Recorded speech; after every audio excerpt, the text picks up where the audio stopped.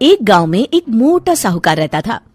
वो बहुत आलसी और बेईमान था। दिन भर अपनी दुकान पर बैठा नौकरों पर हुक्म चलाता और ग्राहकों को सामान को कम तौल के देता।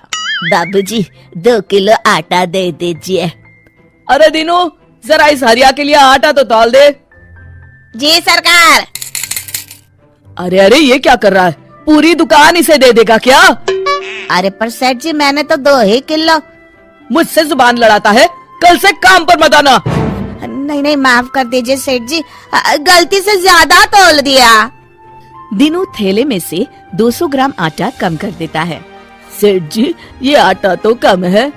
कम है तो जा कहीं और से ले ले। कैसे कैसे फटीचर आ जाते हैं मुझे नाप तोल समझाने। पर आप तो जानते हैं सेठ जी, इस गांव में सिर्फ एक आपकी ही तो दुकान है। हम गरीबों पर दया करिए, बड़ी मेहनत के पैसे लेकर आए हैं। अरे तो मेरा आटा क्या मुफ्त का है? लेना है तो ले, वरना चलता बंद है। हरिया आटे की थैली उठाकर दुखी मन से चुपचाप वहाँ से चला जाता है। अगले दिन विजय अपने कमरे में बैठा है। अरे मोहन, तुम आओ आओ।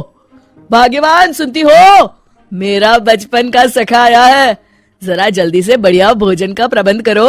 कैसा है विजय? तू तो बहुत बड़ा आदमी बन गया है। ये बंगला, गाड़ियाँ। अरे बस सब दिमाग का खेल है। तेरी सुनारी की दुकान कैसी चल रही है? बस मित्र, सुख से रोटी की व्यवस्था हो जाती है। अरे थोड़ी बुद्धि लगा तो रोटी के साथ साथ नोटों की भी व्यवस्था हो जाएगी। क्या मतलब? मतलब ये कि पूरे गांव में सिर्फ एक तेरी ही सोने चांदी की दुकान है। अगर तू थोड़े नुकसान में भी लोगों को सामान देगा तो उन्हें तो लेना ही पड़ेगा ना, वरना बार बार खरीदारी करने शहर जाना पड़ेगा। तो तू ज्यादा कीमत में कम सामान दिया कर। हाँ। अरे भाई, ये तो बेईमानी हुई। अरे तो तू ईमानदारी से कौन सा कलेक्टर बन गया? हाँ, ये देख, जरा सी बेईमानी ने मेरे घर का नक्शा ही बदल दिया। नहीं नहीं मित्र, ऐसे पैसे तो आ भी जाएंगे तो साथ में बददुआ लेकर आएंगे। किसी की मेहनत की कमाई को मैं ऐसे बेईमानी से नहीं हड़प सकता। तो अपने ईमान की चटनी बना और जिंदगी भर उससे रूखी रोटी खा। ऐसी बात नहीं है मित्र, मेरी मानो तो तुम भी ये सब काम छोड़ दो, वरना एक दिन पछताना पड़ेगा। तभी विजय की पत्नी खाना लेकर आती है।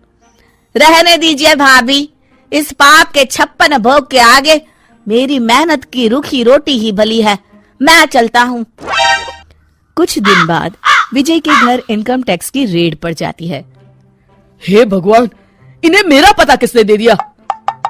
तुमने पिछले 10 सालों से इनकम टैक्स जमा नहीं किया है। तुम्हारी दुकान, जमीन, जायदाद सब जब्त किया जाता है। हाय, मैं तो बर्बाद हो गया। विजय की दुकान और बंगले पर ताला लग जाता है। वो झोपड़ी में रहने पर मजबूर हो जाता है। देखिए जी, ये कुछ गहने हैं, मेरी माँ ने दिए थे और मैंने ना इन्हें बगीचे में छुपा दिए थे। आप इन्हें बेचकर कुछ पैसे ले लीजिए और शहर जाकर कोई नया धंधा कर लीजिए। ठीक है भगवान, कल ही जाता हूँ। विजय अगले दिन मोहन की दुकान पर पहुँचता है। विजय तुम? अरे ये क्या खस्ता हाल बना रखा है मित्र। अरे क्या बताऊं तुमसे, जाने किसकी बुरी नजर लग गई, सब चौपट हो गया। खैर, ये कुछ गहने हैं, 8-9 तोला सोना होगा। मुझे इसके बदले पैसे दे दो, कुछ नया इंतजाम करता हूँ। वो तो ठीक है, पर मैं तुम्हें 5 तोले के ही पैसे दूंगा। क्या? तुम्ही ने तो सिखाया है मित्र। अरे पर अभी मेरे बहुत बुरे दिन है, ले देकर बस यही गहने बचे हैं मेरे पास।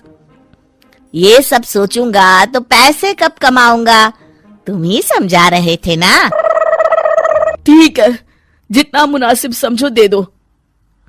विजय 5 तोले के पैसे लेकर दुखी होता हुआ शहर की ओर चला जाता है।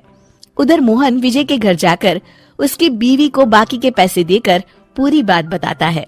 घर का जरूरी खाने पीने का सामान भी रखवा देता है। भैया, आपका ये उपकार रहेगा। अरे नहीं नहीं भाभी, ये तो मेरा फर्ज है। मैंने जो कुछ भी किया विजय को सही राह दिखाने के लिए। शाम को जब विजय वापस आता है, उसकी पत्नी उसे पूरी बात बताती है। मैं बहुत शर्मिंदा हूँ, ये मेरे कर्मों का ही नतीजा है। जो आज हमें ये दिन देखना पड़ रहा है। कोई बात नहीं जी, देर आए दुरुस्त आए, जो हुआ सो हुआ।